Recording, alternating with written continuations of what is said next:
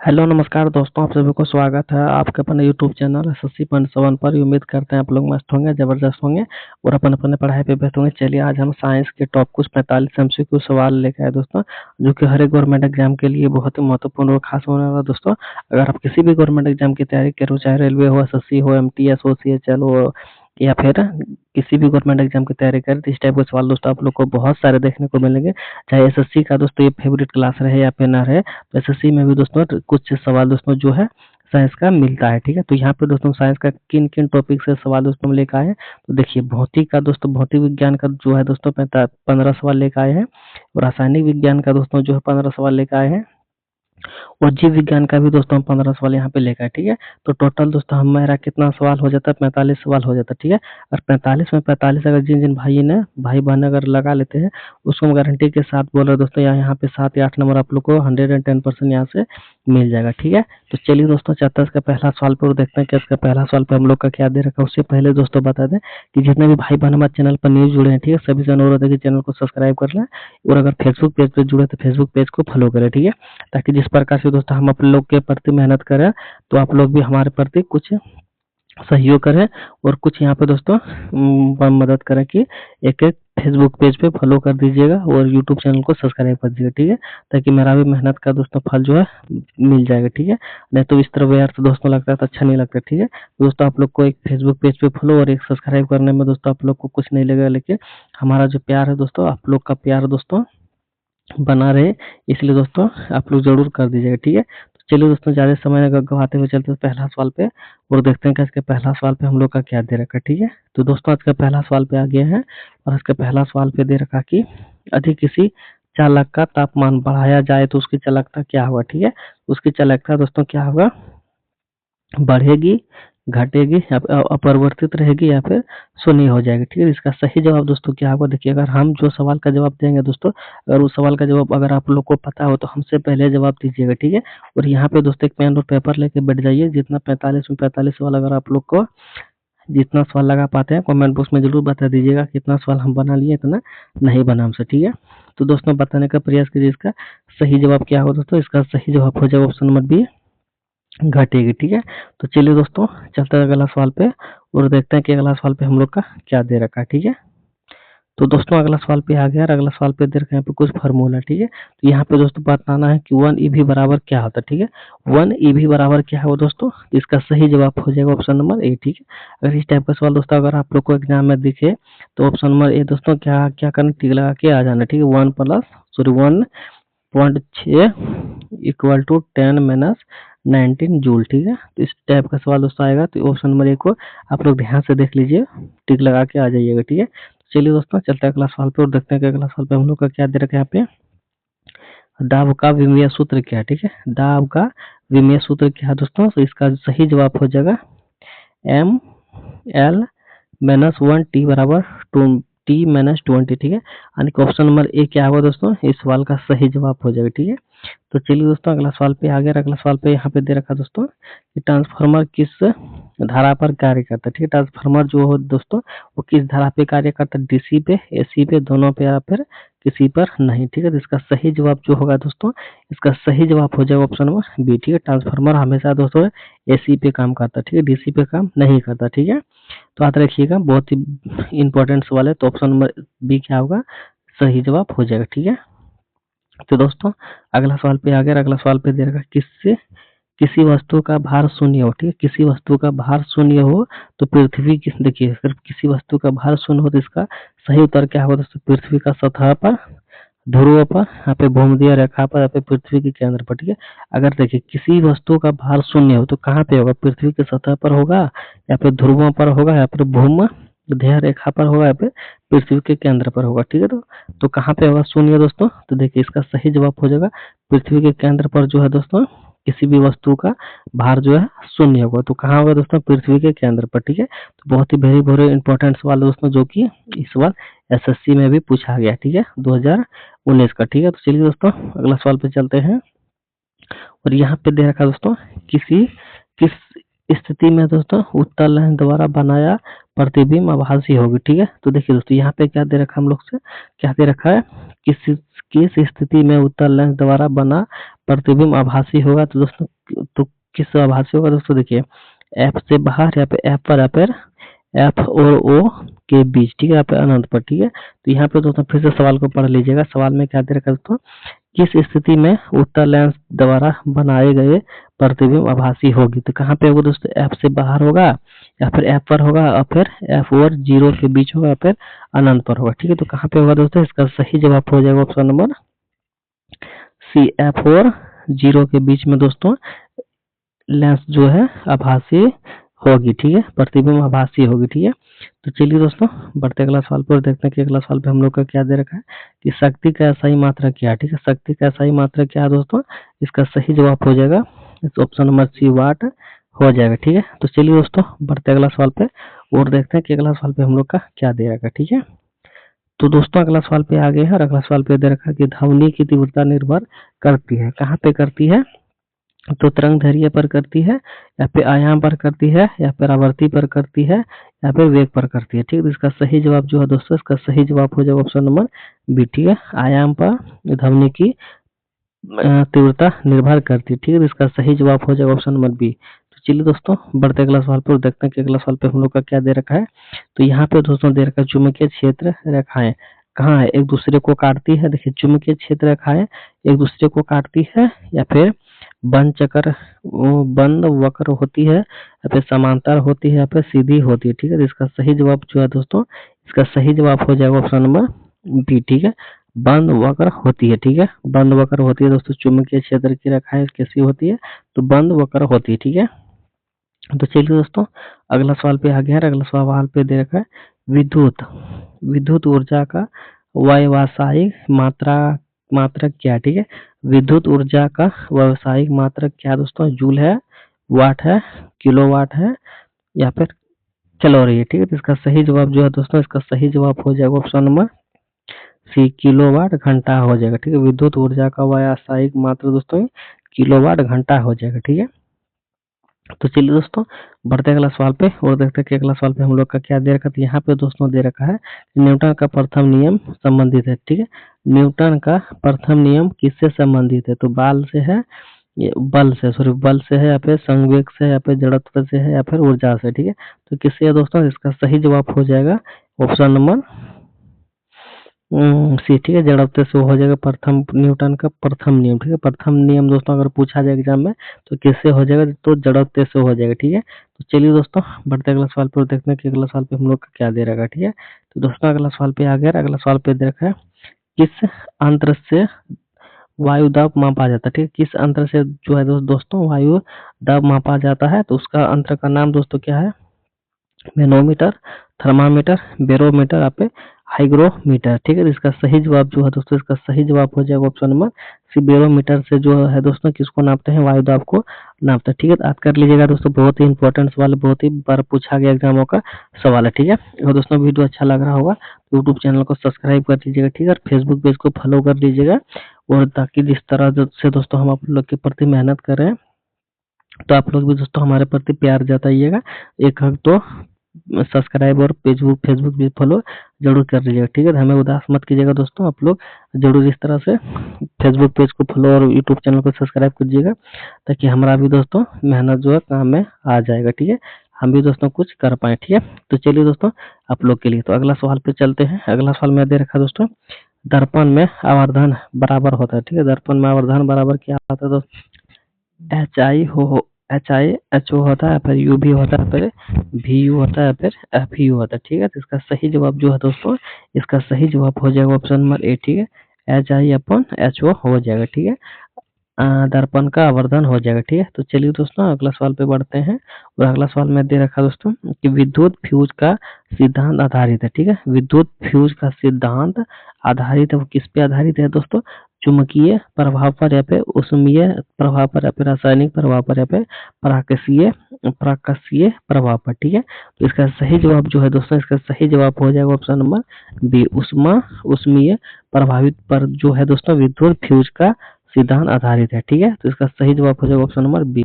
तो चलिए दोस्तों बढ़ते हैं अगला सवाल पे और देखते हैं कि अगला सवाल पे हम लोग का क्या दे रखा। ठीक है, उससे दोस्तों पहले बता दें कि अगर फेसबुक पेज को फॉलो नहीं किया तो जरूर कर लीजिएगा दोस्तों, ताकि हम जिस प्रकार से आप लोग के प्रति मेहनत कर रहे हैं तो आप लोग भी दोस्तों हमारे प्रति जरूर प्यार जताइएगा। ठीक है, जरूर फेसबुक पेज को फॉलो कीजिएगा। ठीक है, तो अगला सवाल में दोस्तों यहाँ पे दे रखा है निर्वात में प्रकाश का वेग होता है। ठीक है, निर्वात में प्रकाश का वेग होता है कितना होता है। ठीक है, तो इसका सही जवाब जो है दोस्तों, इसका सही जवाब हो जाएगा ऑप्शन नंबर सी। ठीक है, 3 × 10⁻⁸ मीटर प्रति सेकंड। ठीक है, यानी कि ऑप्शन नंबर सी क्या होगा दोस्तों, सवाल का सही जवाब हो जाएगा। ठीक है, तो चलिए दोस्तों अगला सवाल पे आगे, अगला सवाल पे दे रखा है pH बराबर 1 वाला विलियन होगा। ठीक है, pH बराबर 1 वाला विलियन होगा दोस्तों, क्या होगा दोस्तों, कमजोर अम्ल होगा या फिर प्रबल अम्ल होगा या फिर कमजोर क्षार होगा या फिर उदासीन होगा। ठीक है, तो इसका सही जवाब जो है दोस्तों, इसका सही जवाब हो जाएगा ऑप्शन नंबर बी, प्रबल अम्ल हो जाएगा। ठीक है, तो चलिए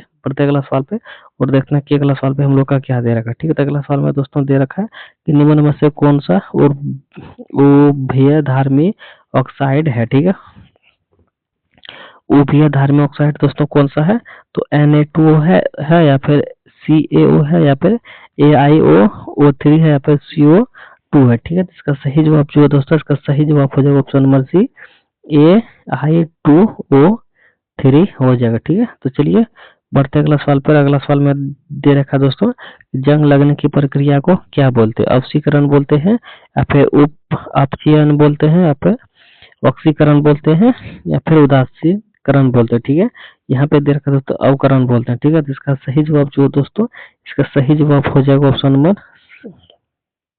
एक सेकंड, ऑप्शन नंबर सी जो होगा दोस्तों इसका सही जवाब। ठीक है, ऑक्सीकरण हो जाएगा, जंग लगने की प्रक्रिया को ऑक्सीकरण बोलते हैं। ठीक है, तो याद रखिएगा। तो चलिए अगला सवाल पे आगे, अगला सवाल में दे रखा सबसे अधिक विद्युत अपघटन कहाँ होता है। ठीक है, सबसे अधिक विद्युत अपघटन कहाँ होता है, शुद्ध जल में, वर्षा जल में, समुद्री जल में या फिर अशुद्ध जल में। ठीक है, अशुद्ध जल में। ठीक है, तो सबसे ज्यादा विद्युत उष्मीय घटक कहाँ पे होता है दोस्तों, इसका सही जवाब हो जाएगा ऑप्शन नंबर सी, समुद्रीय जल में होता है। ठीक है, तो चलिए अगला सवाल पे आ गया है और अगला सवाल में दे रखा है दोस्तों NaOH का सामान्य नाम क्या है। ठीक है, सामान्य नाम जो है दोस्तों वो क्या है, वॉशिंग सोडा है, कास्टिक सोडा है, बेकिंग सोडा है या फिर स्केलेट टाइम है। ठीक है, इसका सही जवाब जो दोस्तों टाइम है, इसका सही जवाब हो जाएगा option number c, baking soda हो जाएगा। ठीक है, तो चलिए दोस्तों अगला सवाल पे दे रखा क्या, कार्बन की संयोजकता का कारण है। ठीक है, कार्बन की संयोजकता का कारण क्या है दोस्तों, 2 इलेक्ट्रॉन है, 3 इलेक्ट्रॉन है या फिर 4 संयोजक इलेक्ट्रॉन है या फिर 6 इलेक्ट्रॉन है। ठीक है, इसका सही जवाब जो है दोस्तों, इसका सही जवाब हो जाएगा ऑप्शन नंबर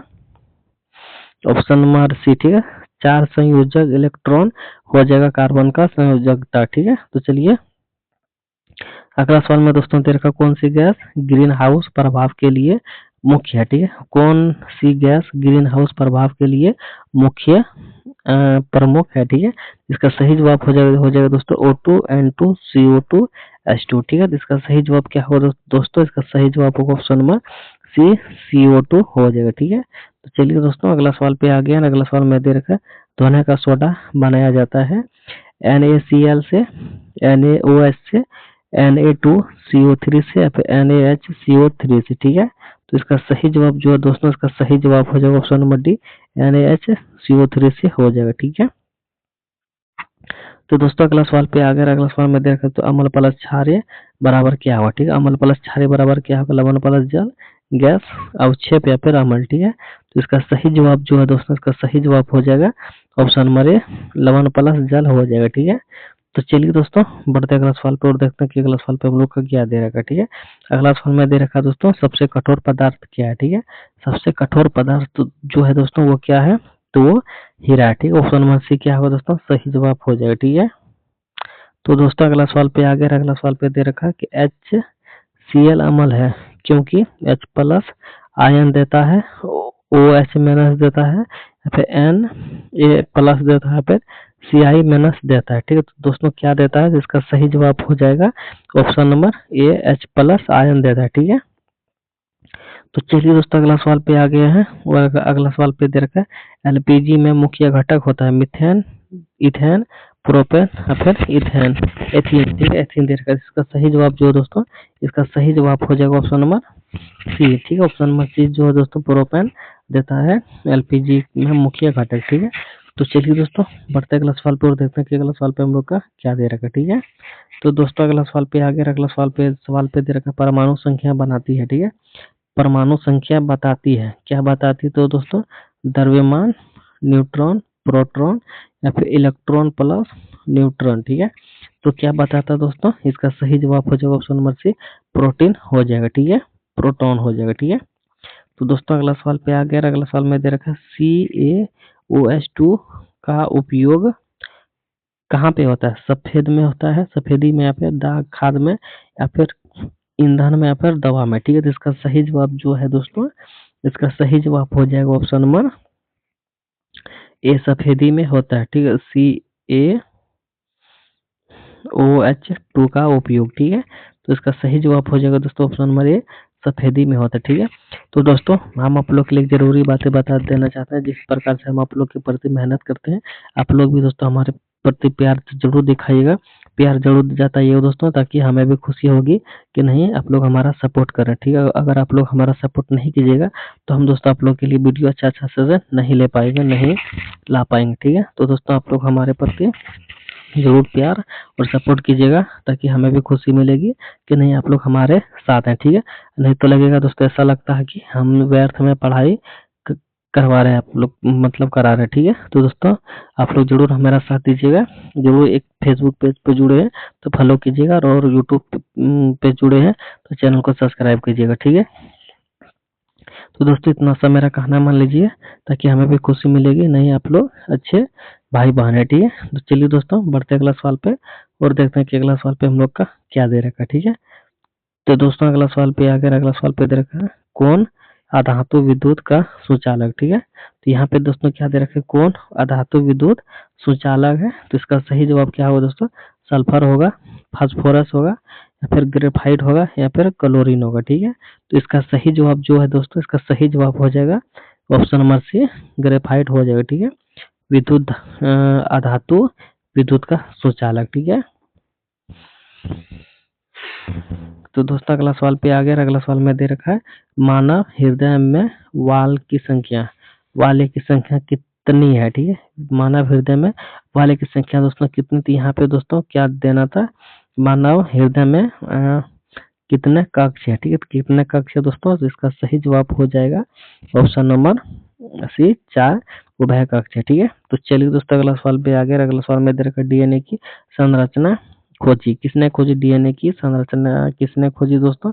इसका सही जवाब हो जाएगा ऑप्शन नंबर बी, वाटसन क्रिगन। ठीक है, तो चलिए दोस्तों अगला सवाल पे आ गया। अगला सवाल पे दे रखा पौधों में भोजन का परिवहन कहाँ पे होता है? जाइलम में, फ्लोएम में, आर्किटेक्स में या फिर एपिडर्मिस में। ठीक है, तो इसका सही जवाब जो है दोस्तों, इसका सही जवाब हो जाएगा ऑप्शन नंबर बी, फ्लोएम में। ठीक है, तो चलिए दोस्तों अगला सवाल पे आ गया। अगला सवाल में दे रखा है रक्त का थक्का बनाता। ठीक है, रक्त का थक्का बनाता है दोस्तों आरबीसी, डब्ल्यूबीसी या फिर प्लेटलेट्स या फिर प्लाज्मा। ठीक है, तो रक्त का थक्का दोस्तों कौन बनाता है? तो इसका सही जवाब हो जाएगा ऑप्शन नंबर सी, प्लेटलेट्स बनाता है। ठीक है, तो चलिए दोस्तों बढ़ते अगला सवाल पे और देखते हैं कि अगला सवाल पे हम लोग का क्या दे रखा है। ठीक है, अगला सवाल में दोस्तों आ गया। अगला सवाल में दे रखा सबसे बड़ी ग्रंथि क्या है? ठीक है, ठीक है, सबसे बड़ी ग्रंथि दोस्तों वो क्या है? थायराइड है, अग्नाशय है, यकृत है, पे पिट्यूटरी है। तो इसका सही जवाब जो है दोस्तों, इसका सही जवाब हो जाएगा ऑप्शन नंबर सी, यकृत हो जाएगा। ठीक है, तो चलिए दोस्तों बढ़ते अगला सवाल पर देखते हैं कि अगला सवाल पे हम लोग का क्या दे रखा है। तो दोस्तों अगला सवाल पे दे रखा है विटामिन डी की कमी से कौन सा रोग होता है? ठीक है, स्कर्वी होता है, रिकटैक्स होता है, फिर बेरी होता है, फिर एनीमिया होता है। तो इसका सही जवाब जो है दोस्तों, इसका सही जवाब हो जाएगा ऑप्शन नंबर बी, रिकटैक्स हो जाएगा विटामिन डी की कमी से। ठीक है, तो चलिए दोस्तों बढ़ते अगला सवाल पर देखते हैं कि अगला सवाल पे हम लोग का क्या दे रखा है। ठीक है, तो दोस्तों अगला सवाल पे आ गया। अगला सवाल में दे रखा है श्वसन की कार्यात्मक इकाई क्या है? ठीक है, श्वसन की कार्यात्मक इकाई दोस्तों क्या है? तो यहाँ पे दोस्तों फेफड़ा हो जाएगा, ब्रोंकस हो जाएगा, एलियोविली हो जाएगा, यहाँ पे ट्रकिया हो जाएगा। ठीक है, इसका सही जवाब जो है दोस्तों, इसका सही जवाब हो जाएगा ऑप्शन नंबर सी, एलिवियो यूली हो जाएगा। ठीक है, एलिवियो यूली हो जाएगा। ठीक है, तो चलिए अगला सवाल में आ गए दोस्तों। अगला सवाल में देखो, मस्तिष्क का संतुलन नियंत्रित करता है, कौन करता है?